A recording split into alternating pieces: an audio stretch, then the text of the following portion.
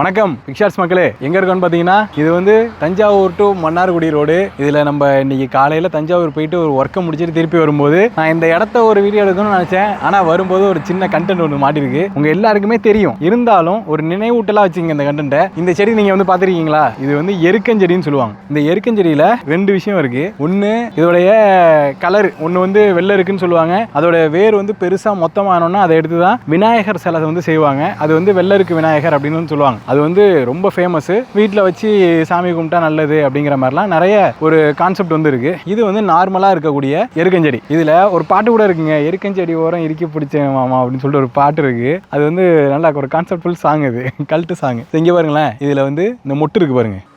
பார்த்தீங்களா, இந்த மொட்டு நான் வந்து வெடிச்சு காமிக்கிறேன். இது வந்து இந்த 90s கிட்ஸ் இருக்காங்க இல்லையா, அவங்களுக்கெல்லாம் தெரியும். அதுக்கு ப்ரீவியஸ் ஜென்ரேஷன் அதிகமாக விளையாடிருப்பாங்க. இங்கே பாருங்க, இந்த சத்தம் கேட்குதா? அது வந்து சத்தம் கேட்கும். இதை இந்த பரீட்சைக்கு வந்து என்ன பண்ணுவாங்க, பரீட்சை வந்து பாஸ் ஆகனா பாஸ் ஆக மாட்டேனா, பாஸ் ஆகிடுவேன். இது அப்படியே சவுத்து போய் சத்தமே கேட்கல அப்படின்னா பாஸ் ஆக மாட்டேன். இந்த பாருங்க, பாஸ் ஆகிடுவேன். ஸோ இது வந்து ஒரு கான்செப்ட். இதை வெடித்து அந்த காலத்து பசங்க வந்து விளையாடுவாங்க.